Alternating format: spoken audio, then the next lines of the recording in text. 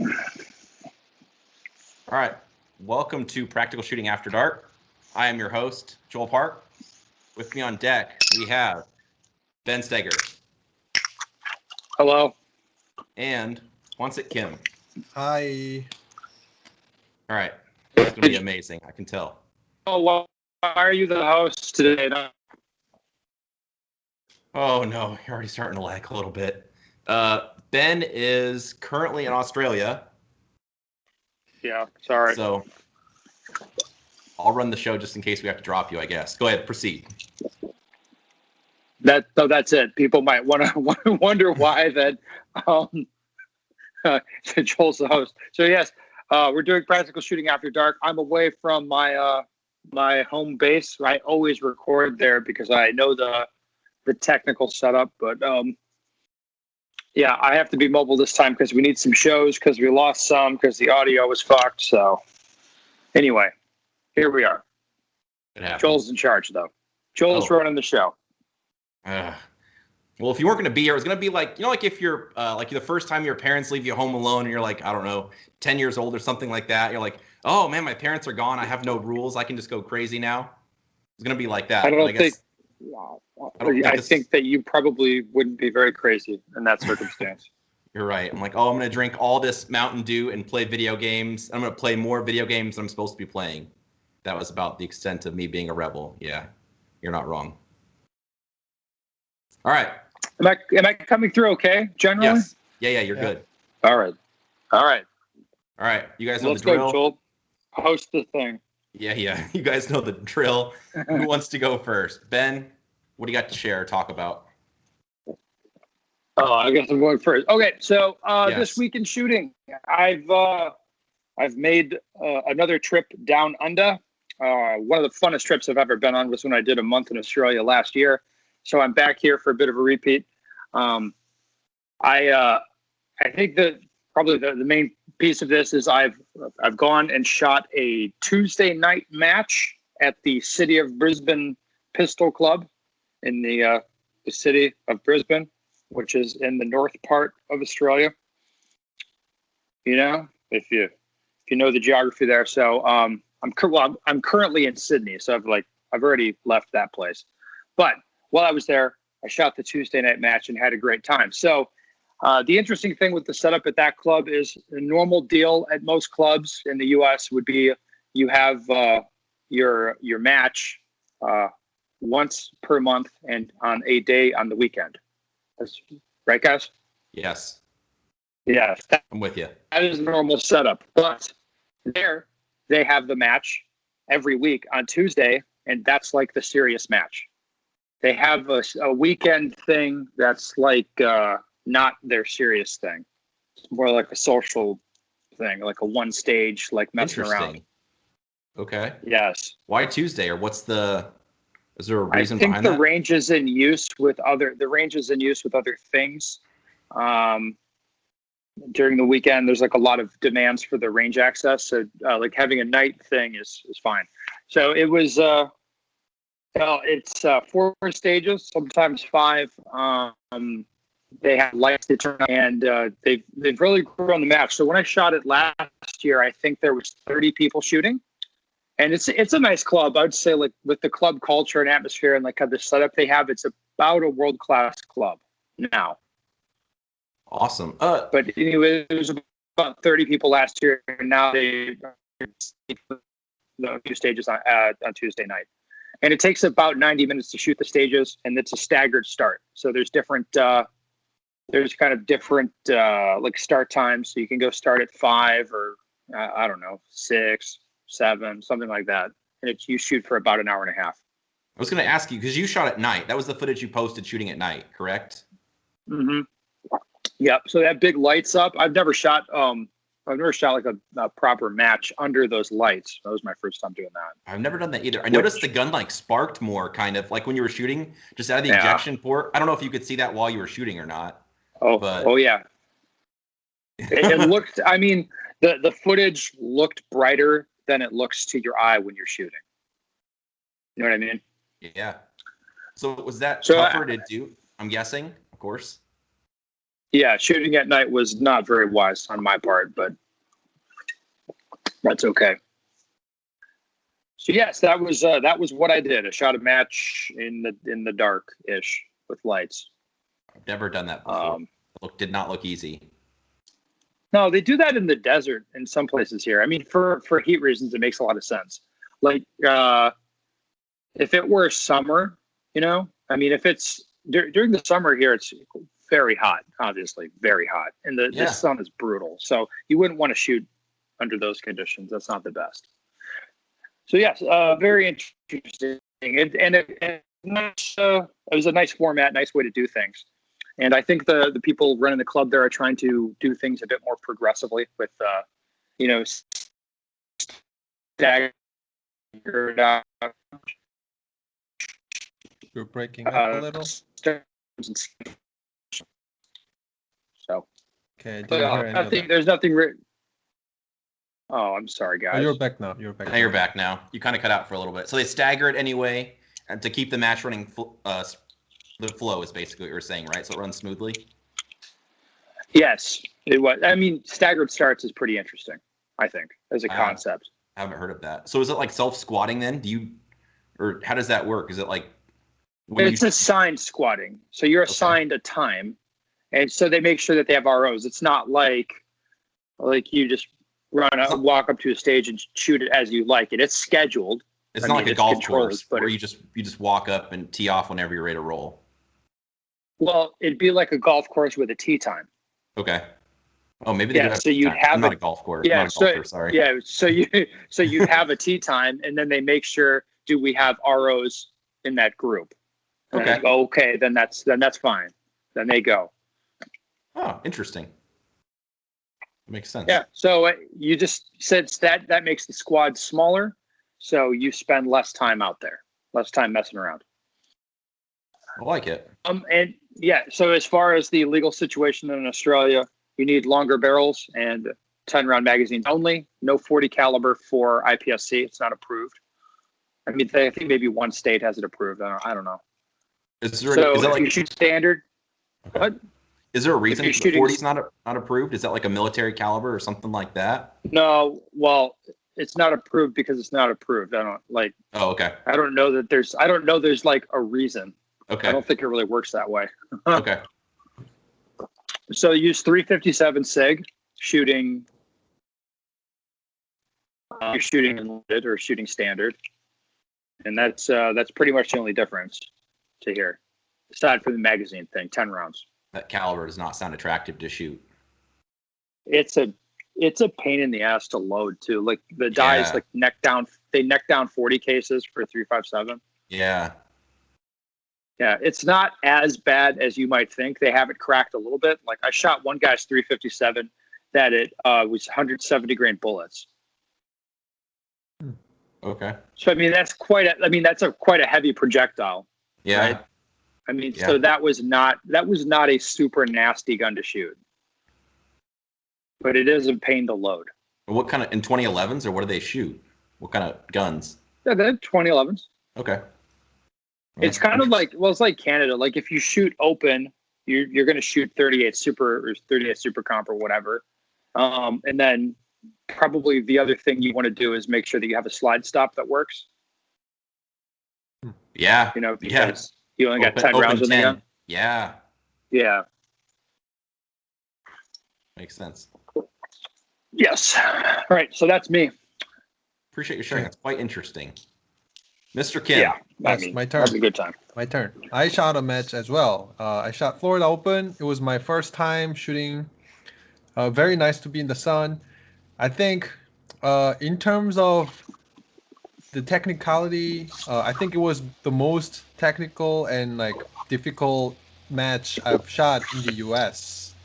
I think it has a reputation for that, doesn't it? Of being a very difficult match. Mm-hmm. Yeah. Yeah, I talked to one of the RO after the match that the Florida Open was definitely one of the toughest match I've shot, and he was like, "Oh, last year was even worse." So I can't imagine last year how tough it was. I actually watched the video, and it looks kind of yes.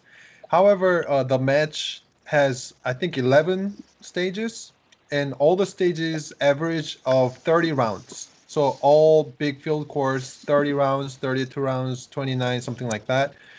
And then there were a couple prop manipulations, like you had to activate this thing with using a ball I that saw you that. throw it into a funnel, but it's on the so the ball is in the starting position and the activation happens on the all the way back. So you either had to carry it and then put it into the funnel, or you just throw it to the area and then pick it up later, which is not very safe thing to do. I saw some people throw the ball and then it just and there's a platform like you have to climb up a little. Hmm. And when the ball hits at a wrong spot, then it's gonna go somewhere else.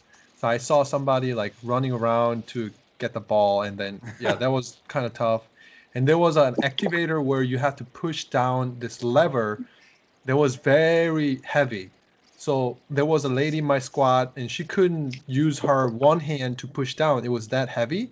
So she had to like aid with her shooting arm, which is it can be awkward if you're holding a gun and trying to push down something like that. And there was an interesting start position where you are holding a plier and you have to cut a cable tie in order to activate one of the target in the beginning. So I thought that was extremely interesting starting position.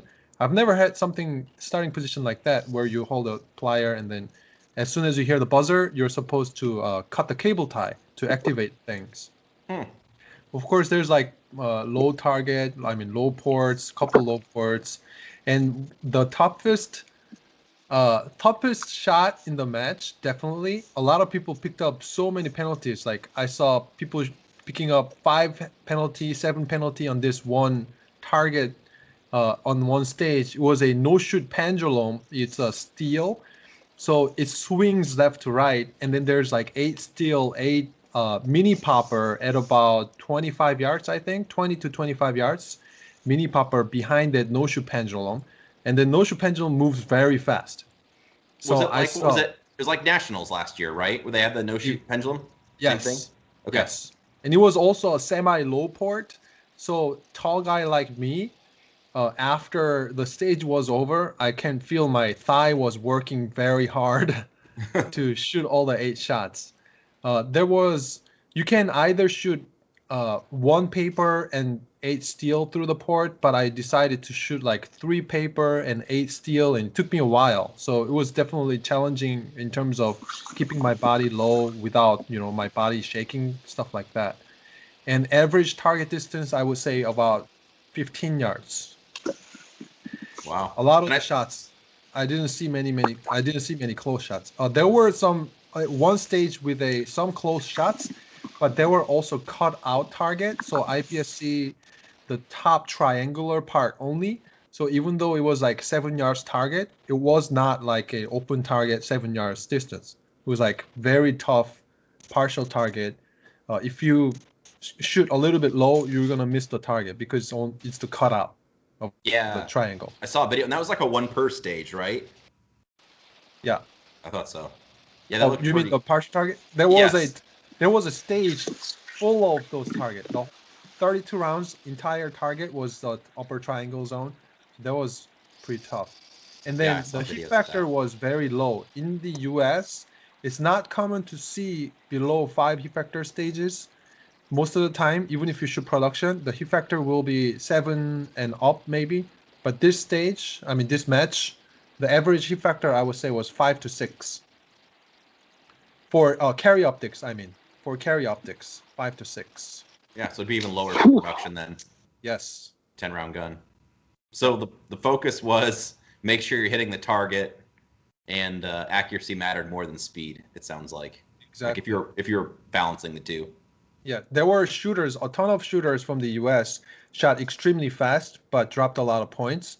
So eventually down the line, people who won was people who shot good points with a moderate speed. Yeah. Yep. Wow. It was extremely fun though. It was good experience. Yeah, it looked like a good time. And that was at Universal, right? The same place Yes. Nationals was. Yeah, yeah. Yeah. Okay. It's a good match to warm up on for the year, Kim. Oh yes, definitely, for sure.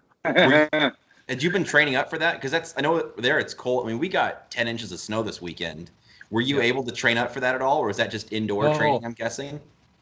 I had 10 inches of snow too, but in Washington State, the speed of cleaning the snow is so slow. So I couldn't go anywhere. Like even when I was flying out, my flight got delayed long. So I missed my connecting flight, blah, blah, blah. So I didn't train. I got a new gun. It was my first match with a new gun. And the last match I shot was nationals. So I shot, like, I haven't shot 4 months. I didn't shoot a match for 4 months. And didn't shoot a lot, so my expectation was actually using good strategy because, like I said, it was 5 to 60 factor, and I know a lot of people from the US will host just like regular other matches, US matches. So my strategy was just take my time, just get good points. So I think I didn't win by a lot of points either. I think the second competitor was maybe 20 points apart. But I just had good strategy because I have more experience on that IPSC style match, low heat factor stage. So, yep. Yeah, but you won. Congratulations. That's awesome. Thank you. Yeah. Well done. Yes. Thank you. All right. Well, I want to talk about making things harder than they need to be. I brought up a similar topic here regarding stage plans, but hopefully this will be a little bit better thought out. So I want to speak to a few specific things. So for example, just make general statements. I love shooting on the move. And of course it can save time, but I've seen people shoot on the move where it doesn't, well, it makes the stage and the shooting harder. But so for example, you're moving out of position as you're shooting things, then you barely have enough time to get the reload done before your next position. Or maybe you're flat-footed the next position as you're finishing up the reload. So the shooting was more difficult for minimal or no gain. Instead, you could stand there comfortably, smash everything, then do the load as you move and have the gun up and ready to shoot when you get there. So another example that I was just thinking of today was coming up with a really complicated stage plan just to save doing one reload.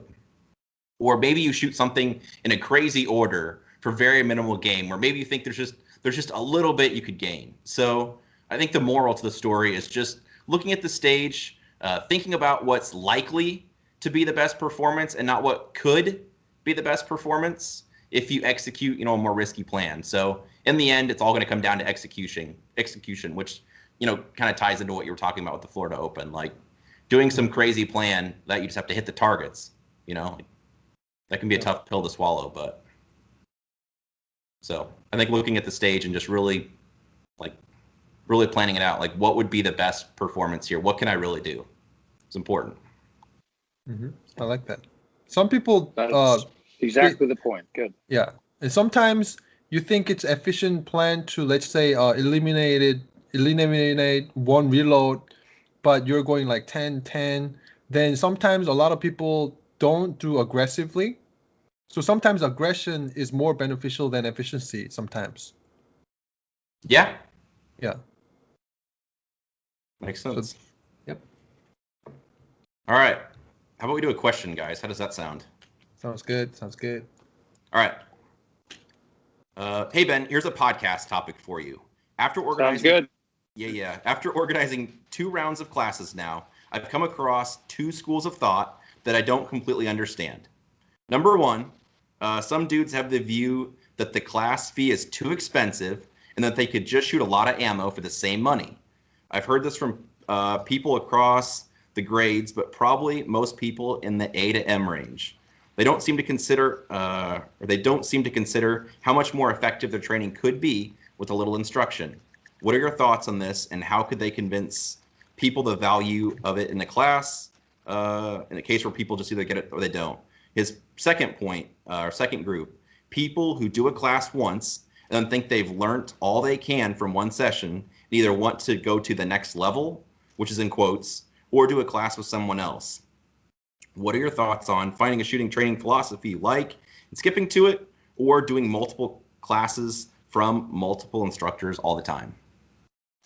So he's kind of got a lot of questions there. So I guess maybe we'll attack it, we'll break it down. What about just doing the first part? So what do you think about people that think let's say a class tuition, whatever it is, for the amount of money I spent on that class, I could just buy ammo instead and get good that way. What do you guys think about that? I think it depends on who. Yeah. It really, like, the benefit of shooting more versus go take a class, I think it really depends on who you're talking to. So it's really a matter of understanding of yourself. So it's kind of like, hey, if you have money and you want to do a business, for some people, they're at a level where they just go out and open a business and start doing business. But there are people at a point where you should go to a business school and actually learn, and then you go open your business. So it's really depending on your goal and also where you are at in terms of shooter. Yeah. Well, I'd say most people could benefit from a class, but I don't really like telling people how to spend their money. It's like, it's kind of like this. If somebody doesn't do shit for training, then going to do a class, that's not really going to help them because they don't do any of they don't do the homework anyway. Yeah. So if that's the attitude where it's like, I could buy lots of ammo and do it, like, yeah, I guess you could. I mean, that's an option. Yeah. So they probably won't get good that way, but they can do that. I mean, I should say you get good with training, you get good with practice, but you don't get good with that attitude, I should say. Mm-hmm. I think. Sorry. If you are a person where you know exactly what you need to do right now to improve immensely, then you need to practice. But if you are kind of what's the term, like dicking around and like trying to see this shooter, that shooter, and what do I do? What do I need to do? Oh, then you are the person that definitely needs some instruction. I would say to that, you don't know what you don't know. So I was, maybe we'll say, marginally successful with doing a lot of things wrong. So I made GM while I muscled the gun. Like, I muscled the gun so hard. Now, if I look back at those videos, I was slamming that gun all over the place. Trigger control was not the best, but I made GM. So maybe at one point you look at that and say, like, yeah, he's successful, but am I winning major matches? No. Do I have things I could be working on? Yes. Could it be better? Yes. So, and I know guys also that are very successful that are mainly self-taught. So I think it's kind of a personality dependent thing, but I would make the argument that if let's say I shot 10,000 rounds and I still was muscling the gun at the end of that 10,000 rounds, then I needed to take a class or talk to somebody that could point out those things I was doing wrong. So I could make the argument that you save money by, instead of burning through a bucket of ammo, I just talk to somebody, he watches me shoot, whether that's Ben or Kim or like Bob Vogel, Dave Savigny. I don't know if he's doing class or not, but there's a lot of, qualified guys that they point out, like, hey, you're doing this wrong, work on this. And then I would be money ahead, maybe learning that possibly years sooner. So. Well, I will say this, Joel, like for somebody, if somebody has the attitude, like, yeah, I think classes aren't worth, they aren't worth my time and or money, whatever is more valuable to them. If people have a lot of money, they tend to value their time. If they have a lot of time, they tend to value their money. But if they think it's not worth it and they get more out of just going and shooting by themselves, like, what would I say to them to try to sell them on a class? Nothing. Like, if you don't think you're going to get anything out of a class, I don't really want you there anyway. Like,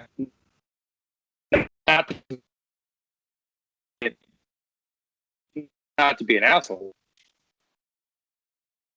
I'm sorry, I wasn't talking if you guys were. No, you're good. You cut out just a little bit, but I got what you're saying. Yeah, I mean, it's not that I don't want people in classes. I mean, but it's like, if you don't think you're going to get anything out of it, you're probably going to make yourself right. Yeah. And that's okay. You don't have to come. Like that. I mean, that won't hurt my feelings. I'm not going to try to sell you on it. Another thing I would say is that I think it's very good to always be learning. So, like, Ben is very good. Both of you are very good, no doubt about it. And Ben is constantly changing his material, and he's constantly learning, like, what are people doing? Is there anything I could learn from this? His classes every year are, like, I don't want to speak for Ben, but they're constantly changing because he's constantly looking for new material. So I think if you ever get to the point where it's like, I know everything, I don't need to take any classes. Oh, I just need to put in the work. I know everything. Then that's probably should be a red flag. Like you don't know everything. So constantly learning, I think, is really important. Like Amen always to looking. that. I should also say that there are many people who can tell you the correct stuff intellectually, but then you watch what they do real world in their shooting and their matches or whatever, and it's like they can't put any of it into practice. So what they think they know is a bit irrelevant. Yeah. Right? They might intellectually understand some things, but not if you can't make the pieces work in a real world fashion, then what good is that to me or to you? It's like it's not of use. Yeah, facts. I like it. So the second part of his question, or I guess statement, was what do you to do a class once, like people that would think they know it all. They took a class once, like, okay, I got the material, or they want to do a class with somebody else. Maybe they bounce around. I don't know. What would you think about that? Or I guess his other part was doing multiple classes from multiple instructors all the time. What do I think? Well, if like taking one bit of material, like, and taking a class one time, you probably do not understand everything. No, like, nobody really does. People's retention, and from any sort of class or whatever, their retention is low. If they pick up on 20% of the stuff, that's kind of a lot. I mean, the way you learn things is by studying them, by going over the same material again and again. That's how you learn things. Not saying you have to take classes again and again, but you would want to go over the material and do the homework and understand stuff and test yourself. It's a process. You learn things over time. So if you take a class once, and again, if you think you've mastered all the stuff, like if you're that, I would say, delusional, then again, like, okay, I'm not going to try to talk you out of it. I work at shooting like on the daily, and I'm always learning. So I don't know, like people who think they know all the things, like, all right, you probably don't. As far as training with lots of different people or instructors, that's a bit of personality. I think some people like constantly, like, they can't pick up, be jumping around too much as far as the material. They should take a system and work with that. But then if people have a system and it works for them and they understand all the pieces, like for example, Joel, I think you're on the Ben program, like, yep, more or less. Yeah, and yeah, you're doing dry fire stuff. Like, and you said, hey, Ben, I'm going to go do a class with JJ. I'd say you should do it. Yeah.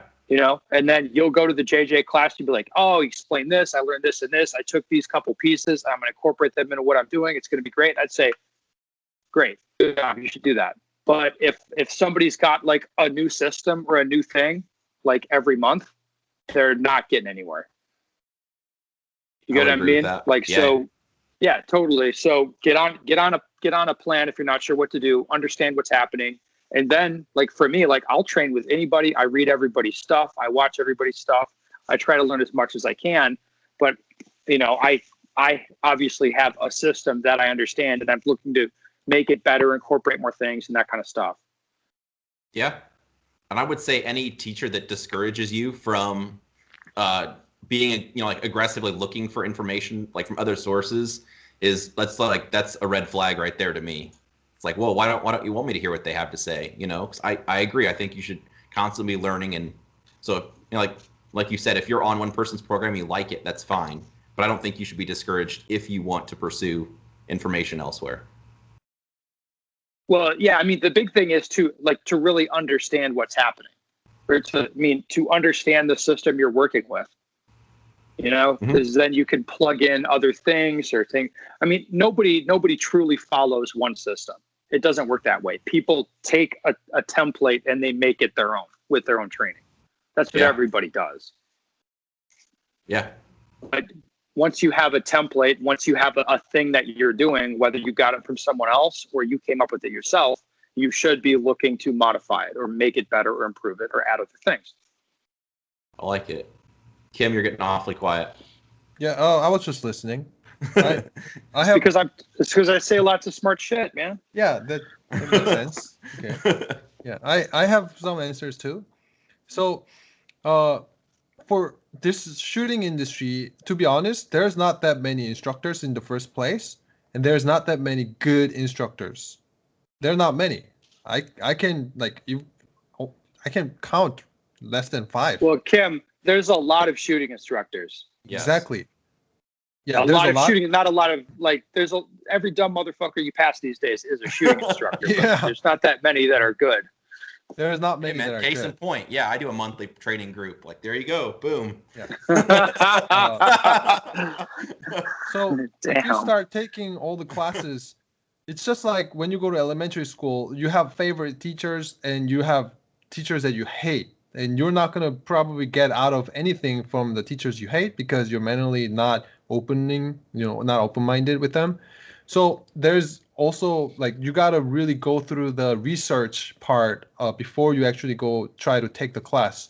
On the internet, there's so many information out there about the instructor, whoever, like famous guy or not famous guy. You can probably find some information on the internet, and if it's a good one, you can probably find some footage from the class and like the testimonial kind of thing. So if you narrow all those down, you won't have many chances, or you many have options. Like I mentioned, there's not many good instructors. So taking a instruction from a not a good instructor will probably harm you and like have more negative mindset about getting instructions and all that. So first, getting a lot of instruction from different instructors is not a real option because like I said, there's not that many good ones. And definitely what's really gonna make you good if you are going to take that class from the instructor by researching beforehand and know what instructor's teaching and who is he, like what he's done kind of thing. It's just like you picking a PhD program and you don't want to go like some random community college to get your PhD program. You Yeah. want to Yeah, yeah. go to a professor and you need to know about the professor's the specialty kind of thing. So you need to actually study them, and while you research and study the instructor, you will definitely learn stuff. And then you decide, oh, this is something interesting. This guy looks like he's teaching well, coaching well. Then you take it, then you're going to be multiplied information like the retention Ben was talking about. You will have better acquisition of the knowledge. You will have better open mindset and all that. So basically, taking a couple good instruction is very important. It's definitely a good way to shortcut your success. If your goal is, there. If you don't have any goal, don't take any class is my actual offer. Like if you don't have a good goal or a goal, internet is enough. Like internet has so good valuable information that doesn't go detailed but easy to absorb, like grip harder. For most shooters that doesn't have a goal and just thinking, oh, I just want to be okay at shooting, then the YouTube is your teacher, YouTube is your instructor, or Facebook, I don't know. So that's my answer. That's an awesome answer. I like I'll give you a real world example. I Oh, Ben, I'm not cutting out, am I? You were. I'm good now, right? You're good now. Good. Go I'm ahead. sorry. No, you're good. All right. So I had a very nice lady turn up for a class. Took a gun out of.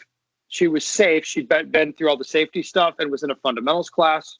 But then she'd clearly never fired a gun before. Like she'd never fired that gun before, I don't think. She had a safe holster. Like she was safe in the class. She's good to go. But she was not. She had zero skills. No real skill. And then she clearly had not done her homework on what IPSC shooting is really about or what we were doing. And so after the first half of the day, I think she shot 400 rounds with me, as part of a class. And she got a lot of my attention. I didn't take away attention from other people. It's not going to be like that, but I made sure, I gave her all the tools, this is what you have to be doing.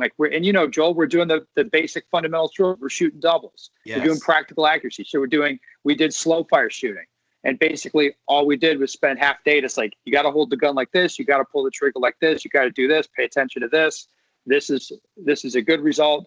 Like when you're pushing into the gun or pulling the trigger with your whole hand, moving the gun sideways, that's what's producing these things. So, and then under really, I would say I was fairly aggressive.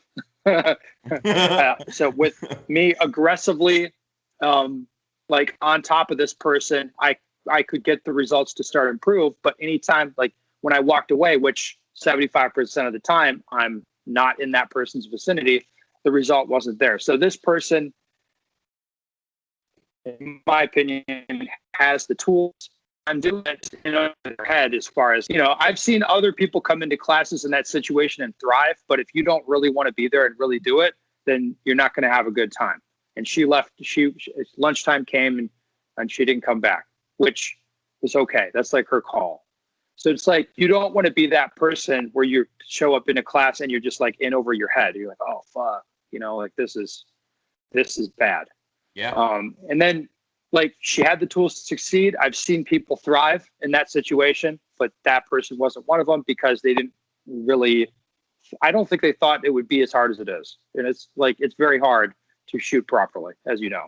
Yeah. But that's not the normal situation. Most people have an inflated sense of how. So if you're a master class, you're grandmaster, I will be able to find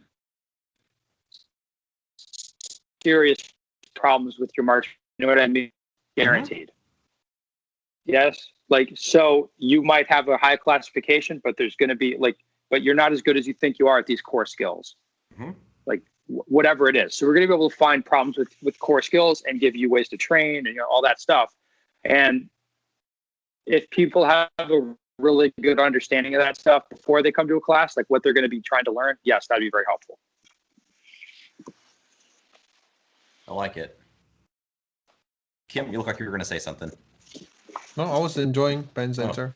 Yes. Good answer. Mm-hmm. Boom. Guys, you hit it out of the park. Oh, yeah. And if you don't want to travel, you can definitely do online coaching. Practical Shooting Training Group.com. Where would I go for such a thing, Kim? Tell me more. Yeah, pstg.us. We have online coaching. We can do like slow motion stuff. We can basically analyze over the internet. And what? And yes, I should have researched this better, but go ahead, Ben. Sorry. I'm sorry. I wanted to say and that's another one where people aren't really appropriately. I mean, people don't really understand what it is you're even assessing.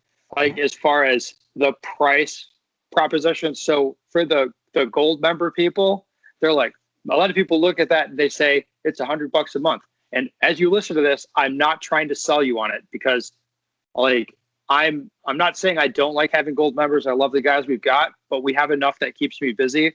And I don't I could take it or leave it if you're in there. You know what I mean? Like if you want to be in, I'd love to have you. If you don't want in, that's totally fine because it's less work for me. Yes. You get what I'm saying? I appreciate that. So anyway, not a hard sale. This is what the product is. I just want to say when people look at that, that's $100 a month.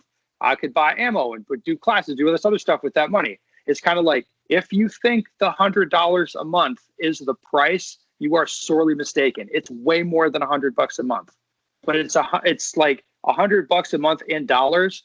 But if I'm going to be up your butt every week or 10 days, I want a video, send me a dry fire video. Then you have to watch a feedback video and you have to try to understand what you're doing. And you're going to spend, hours and hours doing training and your video matches.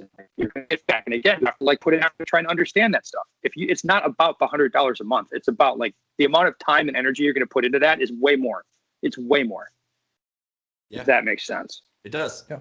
I was going to say, if people want to know what they're getting into, I know you have a couple of free videos at least too that they could watch, right? So they can. Yeah. Yeah. So. Yeah, there is. There's plenty of that stuff. Yeah. Well, it's kind of like a class.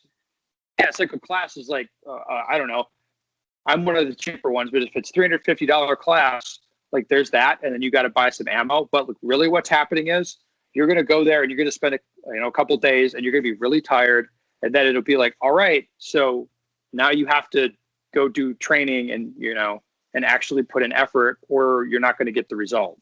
Mm-hmm. So it's the class is just a small piece of it. Yeah. And for the people who understand that the class is the small piece of the bigger picture, like they kind of understand what the value proposition is. Yeah. I like it. Well, is this the part where I'm supposed to say like, oh, another bang up show, guys? Isn't that the Ben line? It was. We did a bang up show, Mike. All right. Ben, you want to do the capitalist line? That'd be. I'm sorry? I said, you want to do the capitalist line? All right, I'll do it because you're like, maybe you're cutting out. I don't know, you're good. No, yeah, you go ahead. All right. If you have any questions, go to bensteger.com. Yeah, send me your question. Yeah. I'd love to hear from you. Whatever crap. I'm killing this. Boom.